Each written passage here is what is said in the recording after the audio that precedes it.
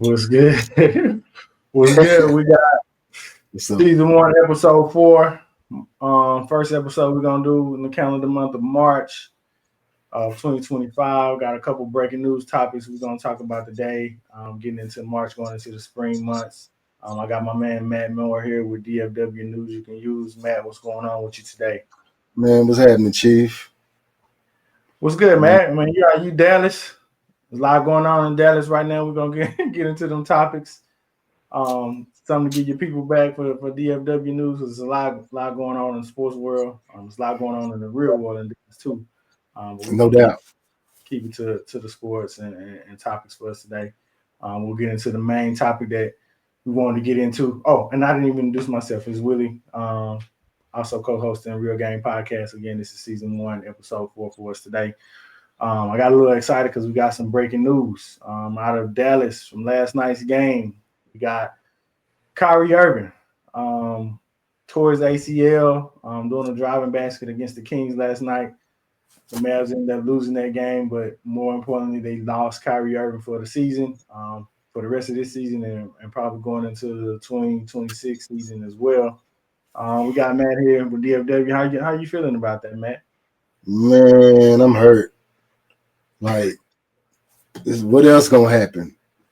You know, enough is enough. I mean, Kyrie was the last thing I was holding on to as far as maybe some hope. Okay. I mean, so you can look at it one or two ways. I didn't like the Luka trade, so I could be happy, but I told you shouldn't have traded him because even with Luka, I felt like we would have a chance because he's getting healthy, and he's healthy now and playing. So, and I've seen him lead the team into the playoffs without Kyrie to the Western Conference Finals. You know, lost to Golden State, but he was 21 in. So yeah, this is just more of the reason why we shouldn't have made that trade. But back to Kyrie, it hurt. Then we lost Jaden Hardy too. Mm-hmm. So yeah, it's kind of like, man, that 10th seed don't look so much like we gonna hold on to that, man. Don't look like we got a strong grip on it like it did at one point. Okay. As you mentioned, Hardy got hurt. So right now, the current Mavs that are hurt, I got Kyrie Irving out with a torn ACL. I got PJ Washington out with an ankle. Caleb Martin, who you guys traded for after the Luka trade was made. Again, y'all traded Quentin Grimes away, who just had a 40-point game against the Warriors on Saturday, for Caleb Martin, who hasn't suited up for the Mavs yet with a hip strain. And we gave him a second-round draft pick that's going to be like number 30-something. And they tried to give it back. And we're like, nah, y'all can keep it. Yeah, we're going to get in. I'm going to get into the overall what's going on with the Mavs. So we got Caleb Martin. We got Anthony Davis, who was supposed to be reevaluated this week. Daniel Gafford, my hometown guy, Daniel Gafford, he's out with a knee sprain. And then Derek Lively is still out with a fractured ankle, along with Hardy again that we mentioned earlier. So it's a lot of injuries piling up for the Mavs right now. You guys are having a hard time filling the team. That's probably that's a lot of rotational guys. You got Kyrie Irving was the starter. PJ Washington was the starter. Anthony Davis would be a starter. And then Daniel Gafford and Derek Lively interchanging the starting lineup. They had before Lively got hurt. He had replaced Daniel Gafford in the starting lineup, but they were still splitting about the same amount of minutes per game. So that's a lot of rotation. And then I'm pretty sure Caleb Martin would have been a person who came off the bench, but would have gave a lot of minutes as well. So that's basically 6 or 7 of your top players right there. As far as the overall standing or whatever, and let me get back. We're still on Kyrie Irving, so let me get back to this. So Kyrie Irving, yeah, I feel that's a major loss. When the trade went down, I initially told you and told some people that I talked with that I felt like for this season and maybe next season that the Mavs would be able to hold on to where they had already been, if not gotten better. You were going to field out a team on paper that had a strong defensive presence. You were putting Daniel Gafford in there with Anthony Davis, which are shot blockers and rim protectors. You also put Derek Lively in there, who pretty much interchanges and does the same thing as Daniel Gafford. He actually even can step out and hit jump shots as well. I've seen him hit corner threes as well as that 15-footer as well. And then you still had Kyrie Irving who could score the ball. You had Klay Thompson who is obviously a shooter at this point in his career. A great shooter actually. Yeah, I saw him catch fire last week when they played. Was it No, it was the Warriors. Last week they played Warriors, he came on in the fourth quarter and gave them some points. They ended up still losing the game, but he contributed. And then Anthony Davis is still an offensive threat too. So on paper, I thought the team can maintain the rest of this year. I actually had them picked in my mind to still make it to the Western Conference Finals, even the finals over Oklahoma City, based off of the factors that I just named. But as the days and the weeks have passed since that trade is looking more and more, and then my quotations, looking more and more booty noodles, more and more cheeks, I should say, because every day is coming out that is definitely not looking like what it should look like and what I had projected it to look like. And immediately when the trade went down, the Lakers shot up on title favorites in Vegas, and then the Mavs shot down. And I couldn't see that because I'm like, they don't have a big man. They don't play defense. You got LeBron and Luka. Neither one of them don't really play defense. And yet the Lakers are currently in second. And they rising and they looking like a real threat in the West. But as far as Kyrie Irving, yeah, you guys losing that clutch performer, losing that scorer, that leader that he had became, it's gonna hurt. I also saw where since Christmas until now, a lot of Kyrie Irving, most people don't know Kyrie Irving was leading the league in minutes played, which is probably due to Luka being out, due to him taking a leadership role and putting it out there and getting back to want to be able to carry a team again. Kind of where he had when he went to Boston, we thought he was going to carry them because he was playing with a young Jason Tatum, a young Jaylen Brown. He wanted out of Cleveland. He wanted to be the number one. He didn't lead them like we thought he did. And then he didn't. He never really got his footing with the Nets. He let the COVID shot and the politics interfere with his game as far as what he was doing off the court, interfere with what he had on the court, and he never really was consistent with the Nets. So he never got a shot to lead the team there, which I think that Kevin Durant and James Harden were kind of going to give it to him to lead. So that didn't work out. And so this was going to be finally his chance to be the leader of a team. I ain't going to say he was going to be the franchise player because you guys the Mavs had a lot of players that can contribute to this team being a great team on paper. And then with him maturing the way he's matured since he's got to Dallas, I feel like it was going to go somewhere with it. So with that being said, I thought losing him was gonna hurt. As far as the overall state of the Mavs and the current state of the Mavs right now, I feel like they probably will hold on to that 10th spot, but it ain't because they just a great team. It's because the Suns are poo cheese right now. They in the 11th spot and they 4 games back with 6 weeks to go. I don't see them really making them no ground. Maybe, unless y'all just completely tank it over the next 6 weeks. But the Suns don't look like a team that want to be in the playoffs. They actually played Minnesota Sunday night. Sunday night. They up by 5 at halftime. They coming out the halftime, and next thing I know, they down 15.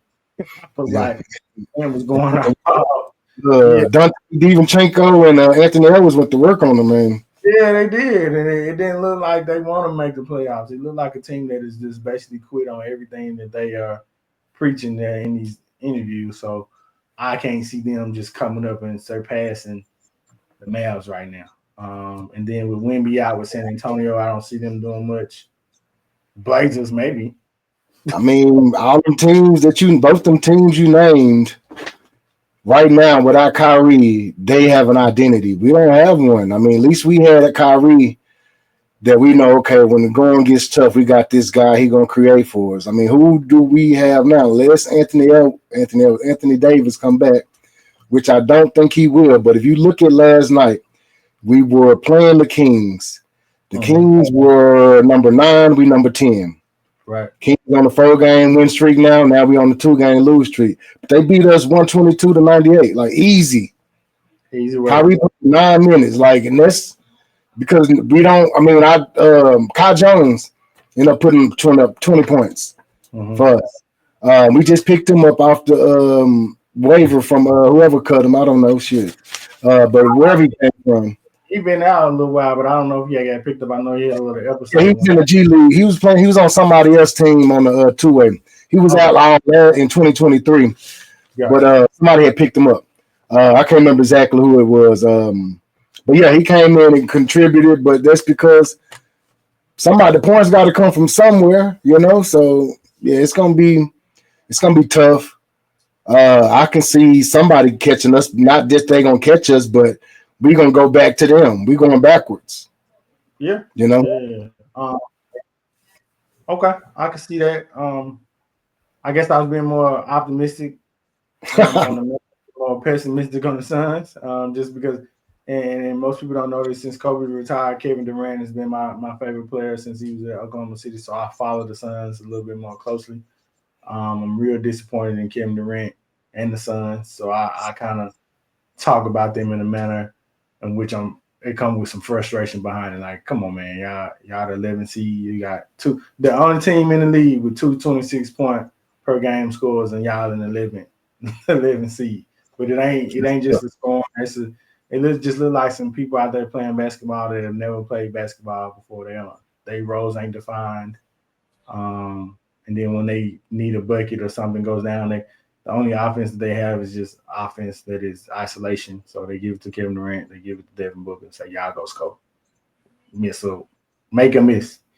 But I want to see what the Mavs do. With us both staying in Dallas, we get the Dallas games on no matter what network, the local network we're showing. So I'll start paying attention to see what they're going to do, who they're going to feel, what players are they going to put out there as far as the start, and then just watch it as the next few weeks go on. I'm pretty sure I'll be watching a lot of basketball, not just NBA, but the NCAA with the conference tournaments about to start next week too. So we'll see. I'm looking at NCAA because we're gonna have a lottery pick this year, so might as well look at who might be.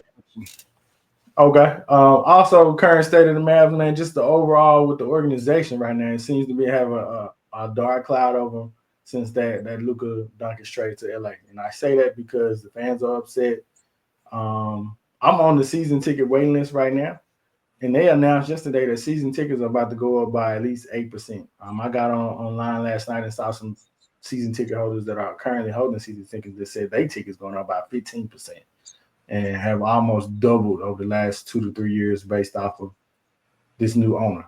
New ownership has a direction that they said they need to increase the season tickets based off of overall investment in the team and fan engagement, which right now don't seem like they're going to have a lot of fans engaging if you can't put no superstars out there for the fans to go watch. If that's that's the logic that you're going to use, then they make the Luka trade even dumber. Why would you upset the fans? Like, you want them to disengage pretty much. And then you came out with a response that was not empathetic towards the people that's been here. You just came, man. Like, you knew him. You got people that's been here for some their whole life, some over 10, 15 years that's been Maverick fans. Some that's just been Luka Doncic fans. And yeah, there's just you just no sensitivity towards this. So it's almost like he became an owner and he's ending the prior era that Mark Cuban had built with the whole Dirk Nowitzki era, and then Luka came in on the heels of Dirk retiring that last year, and then he was ushered in to be the new superstar of the Dallas Mavericks and the face of the Mavericks. And now, as a new ownership, they try to find that identity, which is you're gonna find you either gonna have a good identity or a good or a bad identity. And right now, we sit here and cut off what you've done so far. The changes you have made aren't sitting well with the organization, and you're gonna have to live with that. You hired Nico Harrison, which was a Nike guy who had the connection with Rob and Lincoln being with Kobe. You made that deal. You didn't get any draft. You got one draft pick back for Luca and Anthony Davis, who has a history of being hurt. And then you make that deal in the middle of the night. It's almost what they always laugh about when Cleveland packed up and moved to Baltimore, and nobody knew the Browns was leaving when they packed up and moved to Baltimore. It's almost you made that. We got that alert at like 11:30, 12 at night one night on a Saturday night that hey, we're making a trade, and it's like, what are we really doing? What are you really doing to move this organization? And if the rumors are correct, they fall in line with hey, you might be moving this team out of Dallas.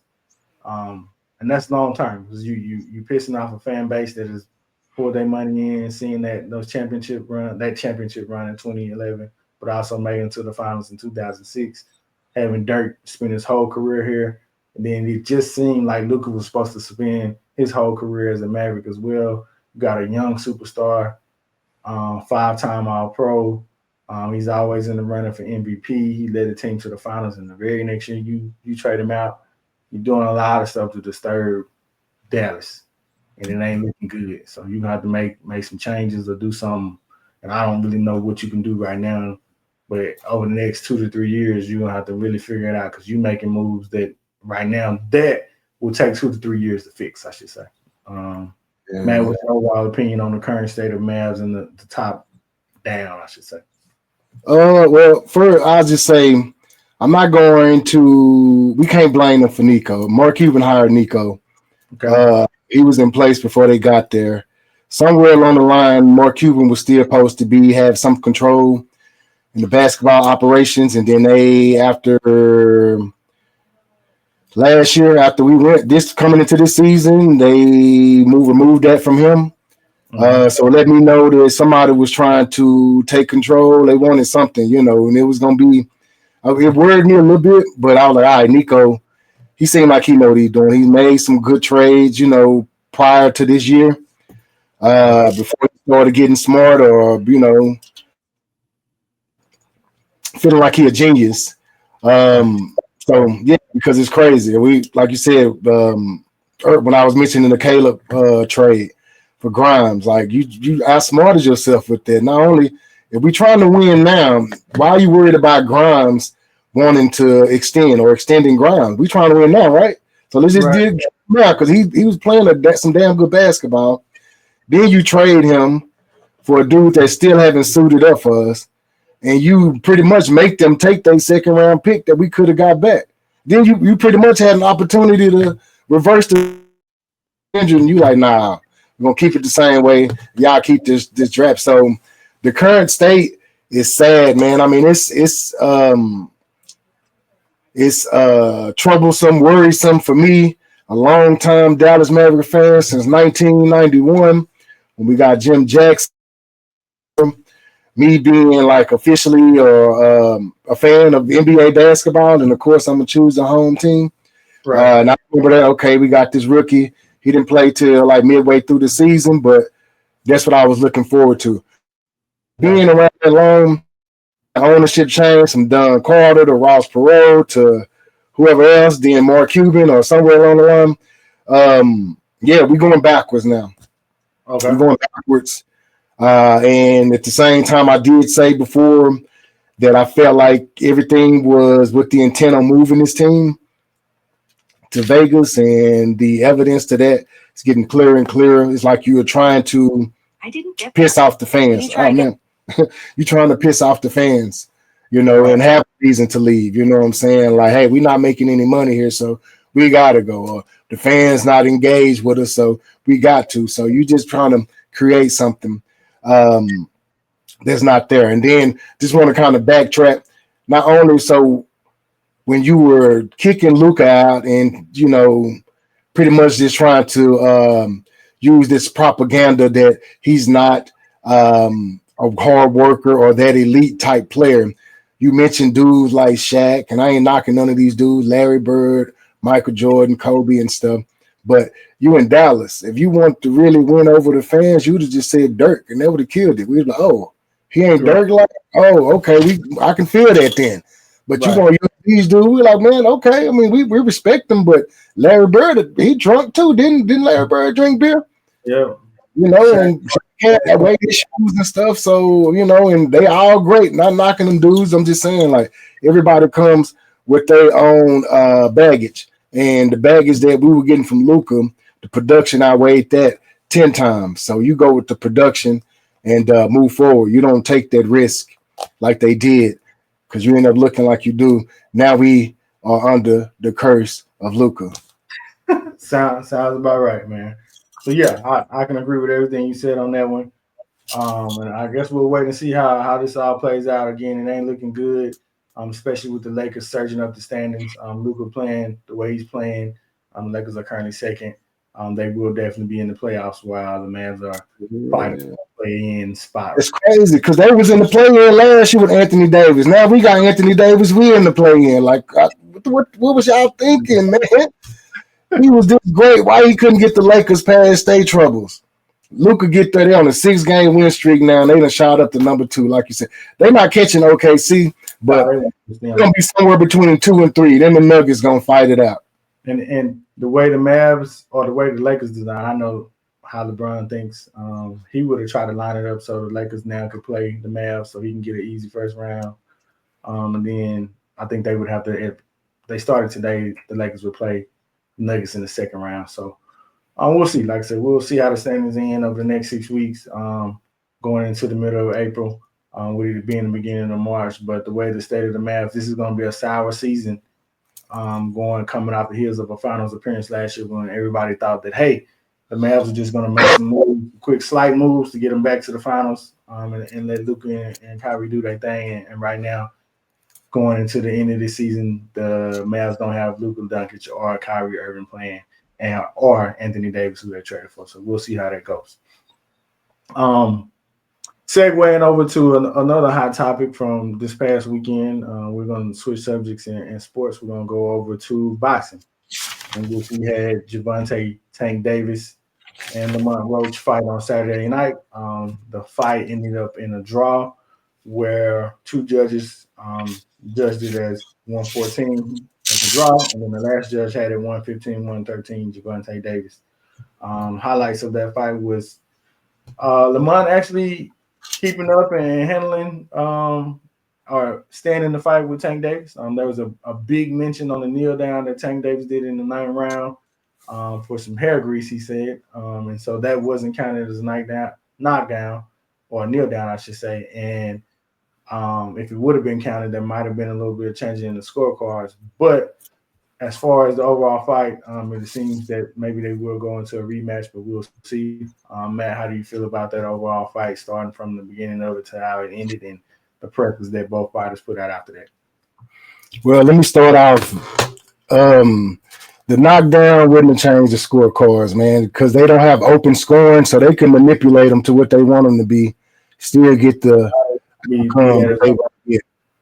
the first, that was my question. Well, yeah, my question on that was, well, even though they would have counted it in the 9th round, everybody or all articles that have been pushed out over the last 2 days, they're saying that if it would have been counted as a knockdown, then Roach would have got in and got that credit for it. But if it was up right, that's how many things are fair. But you can look at the fight and say it's not fair. So I think they still would have kept it that way, is all I'm saying. I still don't think they would have been fair about it. If it was fair and that's what they really judged it as, then yeah, that would have changed it. But I felt like they just manipulated stuff, to make it fit what they wanted it to serve so they can save face. Tank is bringing in a lot of money for a lot of people.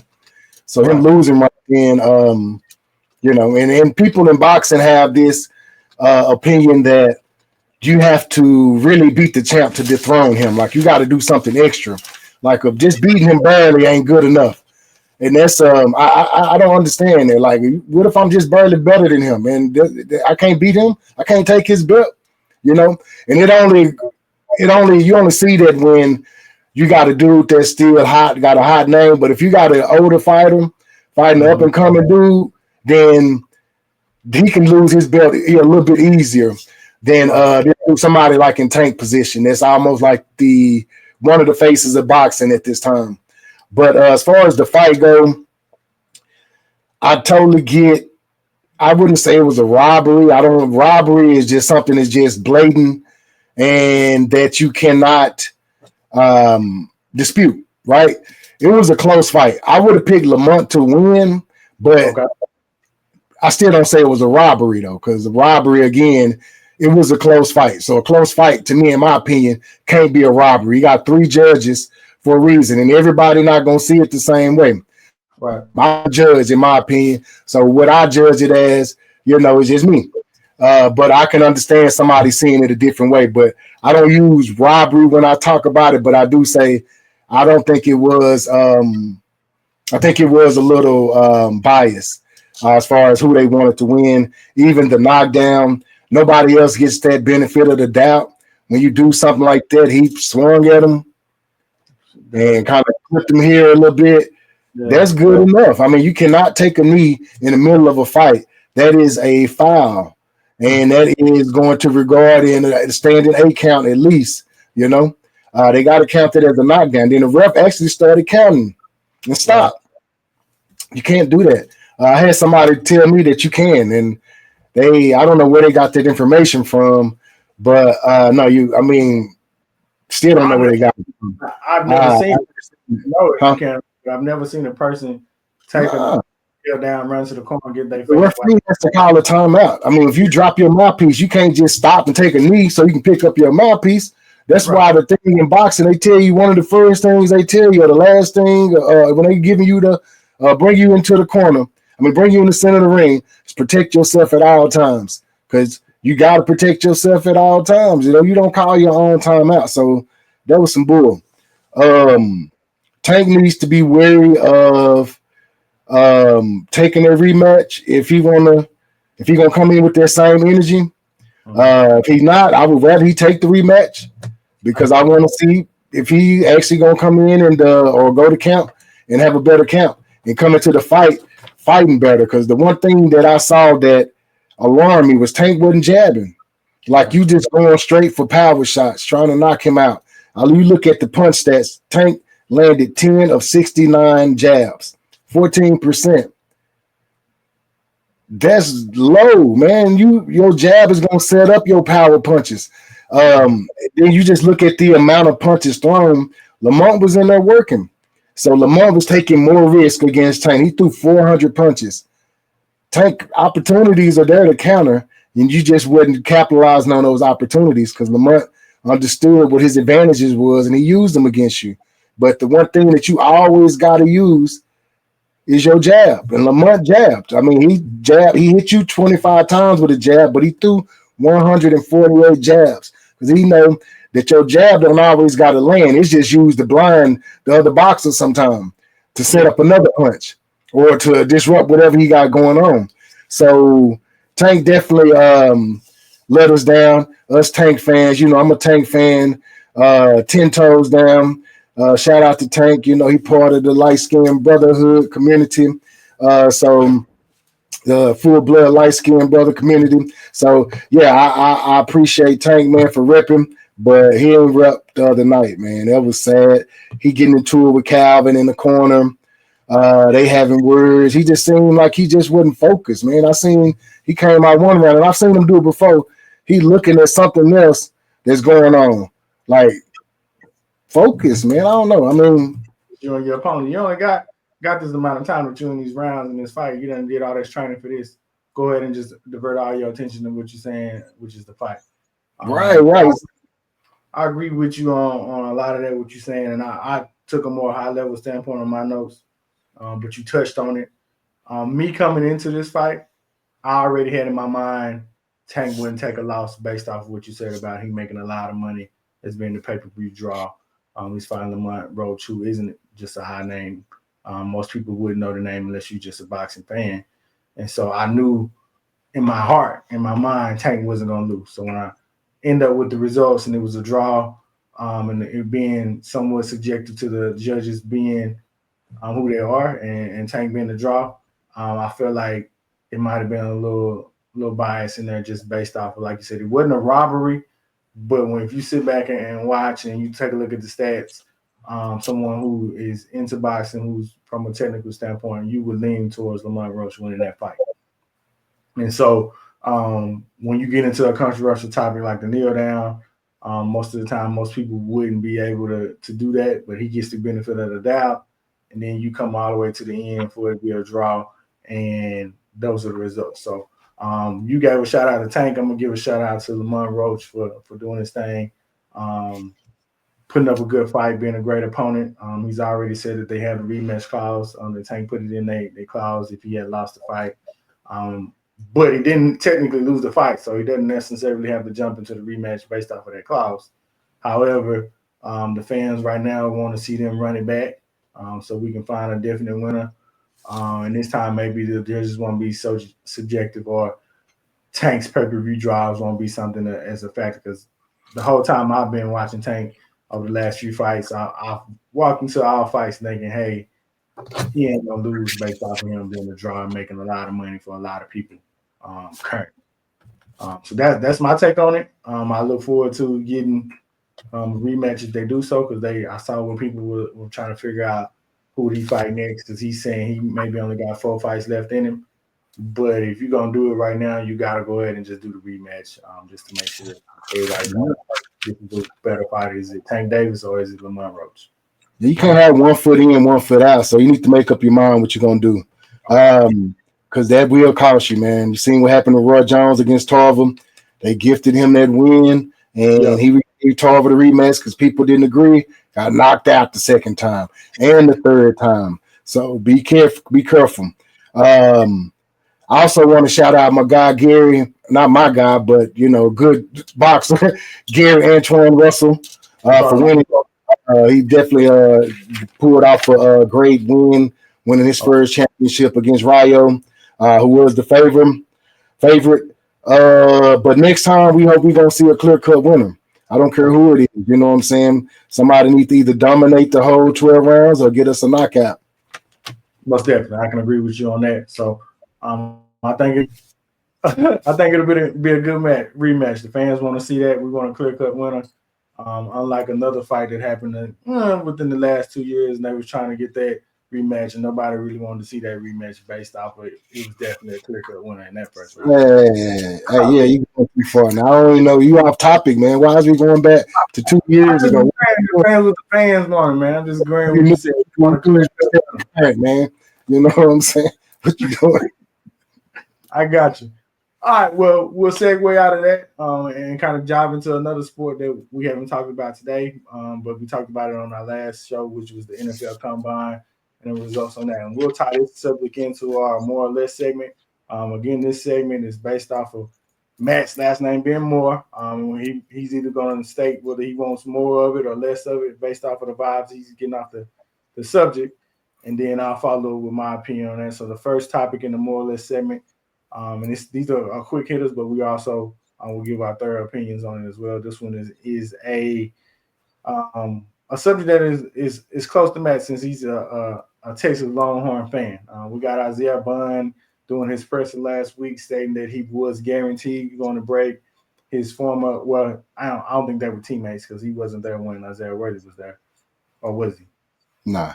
Yeah, he was with Alabama 2 years ago. But he said he was going to break Isaiah Worthy's combine 40-yard dash record, both of them being Texas Longhorns. However, when he did go do his 40, he did not break the record. He actually wasn't close. He wasn't close. He wasn't close to breaking that man's record the way he said he had predicted to be a 4-1. A 4-1 so it didn't come like he thought it was. And Matt, so on this subject with Isaiah talking on his presser and not coming close to beating that 40, do you want more or less Isaiah Bond talking and his results? I want more of him talking, man. Talk your talk, man. Isaiah Bond ran track in high school in Alabama. Was won 100, 200 state track, I believe. So, yeah, you're supposed to believe in yourself. I mean, he ran a 4.39. A better takeoff. I mean, a 4.39 and a 4.2. We ain't talking about a 4.6 and a 4.2. A 4.3 and a 4.2. I mean, that ain't that far off. It's far off enough to where you shouldn't have put your foot in your mouth like that, but I get it. I ain't mad at him for trying and saying that because he had to run a 4-2 before for him to say that. You ain't just been running 4-4s all this time. Now you're gonna say I can run a 4-2. So give me more of that. Okay. I'm gonna take less. I'm gonna take less in the sense of just shut the hell up, man, and go out there and run. If you had went out there and ran that 40 and broke the record, you put too much pressure on yourself. If you would have, like you said, at some point you probably have ran 4-2. Go ahead and just do it before you get to getting up to the presser, putting that intention on you, so everybody can look and see what did he run? Did he even get close? And the fact that you said that, and like you said, it ain't like he ran a 4-5 and it was a 4-2. It was a 4-3-9, but the fact that you said that made me say you didn't even get close. So you wasn't even it wasn't even no tag for that. If you would have just shut up and ran that 4-3-9, I would have said, hey, you still one of the fastest guys in this year's draft. But because you put that target on your chest, I'm gonna take less and basically just say shut the hell up and run your route. I mean run your 40 and let the results speak for themselves before you get up there and put that pressure on yourself. Obviously it didn't work out. So less of me on that subject, my man. And then the fact that your teammate went out there and ran a better 40 than you didn't help either. He never came out. He got, so was that close enough? 4-2-9? Yeah. So yeah, just like I said, just get out there, do your thing. Be confident in yourself. At some point, if you have run a 4-2, just say, hey, keep that where you at. Go out there and do your thing. Let the results speak for themselves. Now we're looking at it as a disappointment. And I ain't gonna say that might affect your draft status or not because you still run a 4-3-9. But most of the time when people go out there, Xavier Worthy didn't go out there and say, hey, I'm gonna break this combine record. He just went out there and ran a 40, let the results speak for itself. First round pick. End up with the Kansas City Chiefs. They end up trading up to get him, and the results speak for themselves. I don't know if he 40 like that would have definitely got him in the first round. I don't think he's projected to go in the first round at this point. So less of that. Dang, man. And Xavier Worthy, I don't know if he was taking a shot or what, but I seen he had to come in like, hey, there's speed, then there's me. I mean, right after Buddy had ran that 40. Yeah. So yeah, now they weren't teammates though. So it wouldn't surprise me if there was he said there's fast, then there's me. So Bum was like, I've been running my whole life. I've been one of the fastest my whole life. So I'm going to go out there, and when practice meets preparation, greatness is achieved. So I'm just going to trust my training and put on the show. And so I ain't mad at that, man. He tried, man. He'll get it next time. He'll get it at the pro day.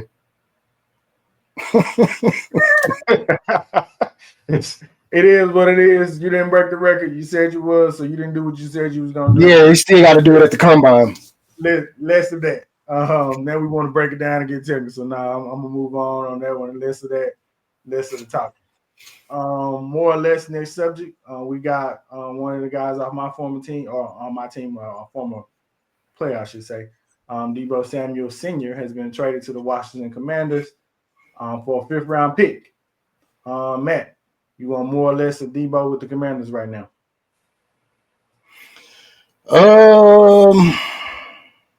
Less. Okay. I don't want to see Deebo in the same division, motivated to play, in shape. You know, I know he had trouble with the weight last year.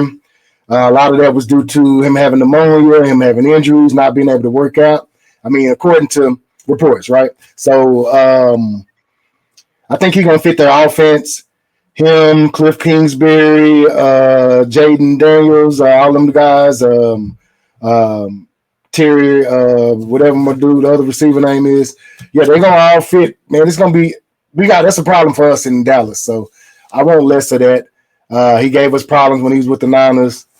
Now they're just like another piece to what they already have with the Commanders. So stupid. Then they only gave up a 5th round pick for him. And yeah, that's crazy.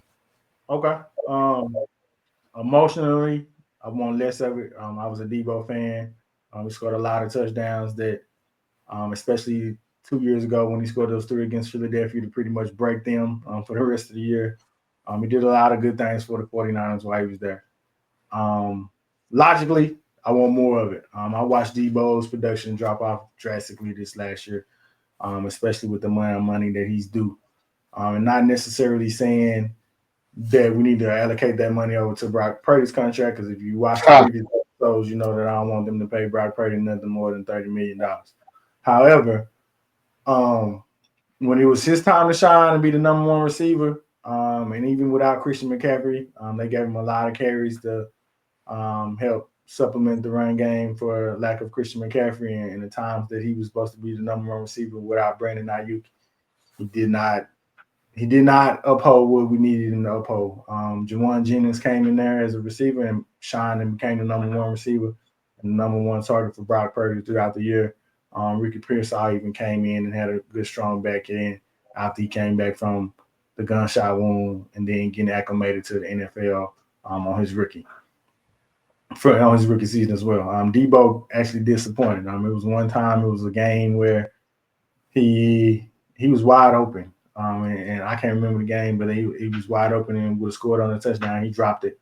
We didn't get a score on that drive because we missed a field goal too. And so stuff like that just started snowballing. Again, you had, like I said, the pneumonia. He had spoke out and handled that kicker and the long snapper out. The dude missed 3 field goals that game, and it just was like, hey, you might just need to change the scenery. And so hopefully he goes to Washington and puts up better numbers than he put up last year. But for the amount of money that he generated, You don't. What you mean? Hell no. I mean, no, man. Put a better numbers. No. Nah, we less of that too. I got you. Though I mean, I'm just saying from his standpoint, I hopefully he can go and his career ain't just all the way just dropping off. But I saw a big drop Well, off. man, hey, he paid, man. He could drop. He Man, on his, no, he about to be on his last year. He about to be on his last year. So if he don't produce with the Washington on his last year, then he might have gotten his only big time contract from the 49ers. So man, it's more than what I got, so he'll be all right. Yeah, sure. nah, we're not wishing. No, we're not well wishing. No injuries. I don't want him to get hurt, but production, man, nah, you don't need to get better. What? We got to deal with that. We got our own problem.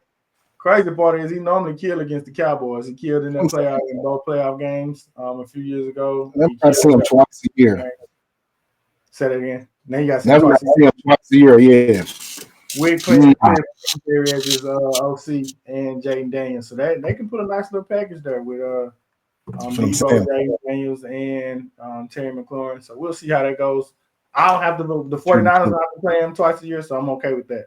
The only thing is if it came back in the playoffs and he killed them in the playoffs, but we'll see how that goes. All right. Next topic, more or less, which is a different one and a unique one as well. It's the rise of flag football for women. And it's a new, more or less, situation where girls and women are starting to play flag football in high school and earning college scholarships. And so it's something here that is picked up in Texas for sure. And so, man, are you more or less on flag football for women and girls? I'm more onto flag football for women, girls. Definitely more on it when it's versus contact. Okay. Um, I like the growth of it. I like the option that it gives girls that maybe run track or want to not that don't want to play soccer and get their knees all beat up. People sliding into them. I know it's going to be some contact, but it may not be as physical as girls basketball either. It just depends on how skilled people are, or the girls or women are as they develop. Things should get better as far as the contact. But yeah, I'm more on that. I like to see where it's going. Actually, my daughter was trying out for a team, and so it gave me an opportunity to kind of dust off the arm and see, if I can still throw a little bit, catch a little bit, and just teach it, because I'll never forget how to play football. So just teaching her some pointers to help her out. Whether she gonna be for real with it or not, I don't know. But so count me in on the more side on that. Okay. I'm more on it from the standpoint if it's going to give more people and more girls and women opportunities to play in college and get full rides on their education. I'm more on that. If it's going to pick up and generate NIL, I'm definitely more on that. So all little girls that want to pick up and play sports because they've been playing in the backyard with their family, brothers and cousins, and say, hey, I got some athletic ability, I got some grit about me. I want to try it out and be competitive with it. Then I'm all for it on that end. And like I said, if it leads to full rides and NIL money for girls to have opportunities that they wouldn't normally have based off of them mastering that craft, and they may not be, like you said, basketball players, or they may not be soccer players, this also gives them another opportunity to go ahead and do something. It also gives them something to do in the summer times, in the fall, especially little girls. It keeps everybody out of trouble. Right. As a person who's played sports all their life, as a person who went to college and played on on a scholarship for 4 years, sports definitely changed my life.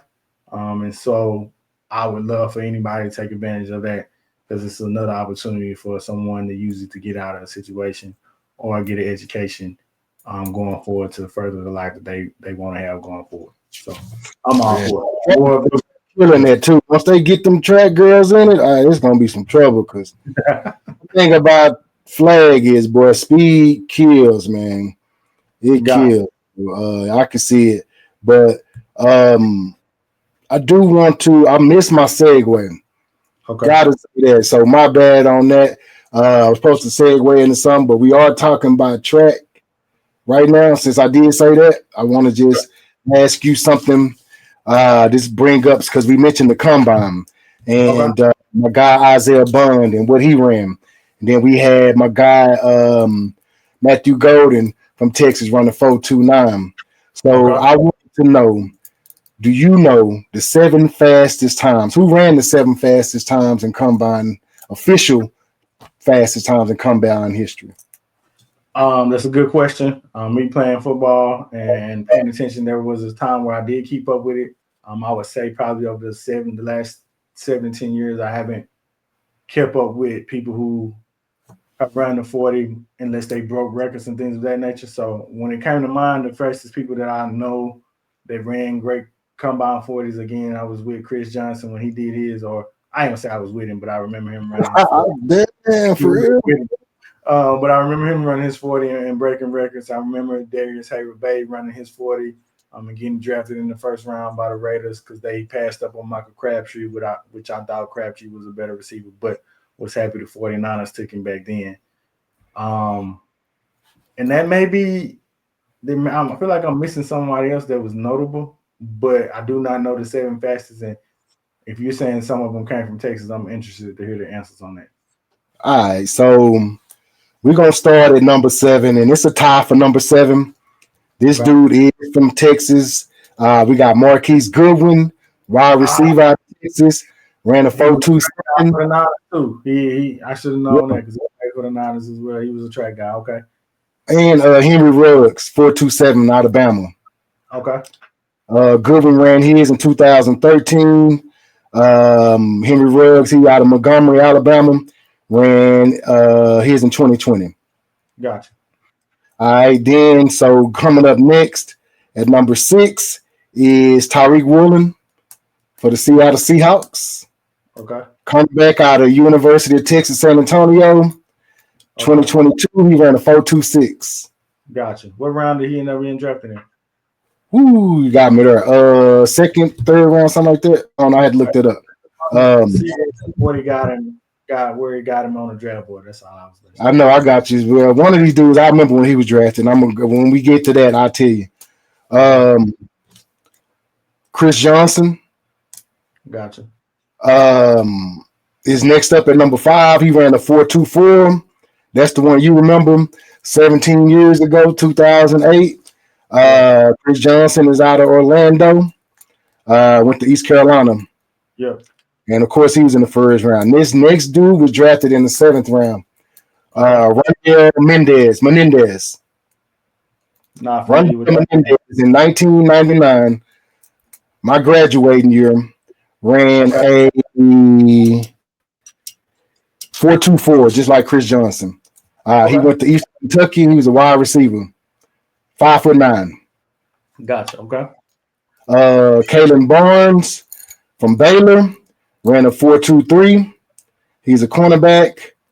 Then you have John Ross, who is a wide receiver, ran a From what? 4.2, ran a 4.22. He from Washington. Ended up going to Cincinnati.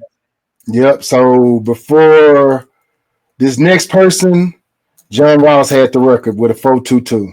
Gotcha. Okay. All right. And then Next Xavier. guy, Number one, exactly. Xavier Worthy broke it with a 4.21. He went to the University of Texas, wide receiver. So, just a quick question. After that, do you know how many of these dudes are from Texas? I mean, you just named off you named off seven. You named off four or five. The one that you didn't name out, I mean, Chris Johnson was from Florida. You named off Henry Ruggs from Alabama, so that knocks me down to five. I want to say John Ross wasn't from Texas, so four of the top seven. Okay. So we got. I'll start at the Marquise Goodwin. He went to high school in the Metroplex at Rowlett. Okay. We got Tyreek Woolen. He went to Arlington Heights in Fort Worth. Okay. You have Kalen Barnes. He went to Silsbee. He's from Silsbee, Texas. I think that's the high school he went to. Okay. And so we got 1, 2, 3. Worthy ain't. I mean, you ain't counting Worthy.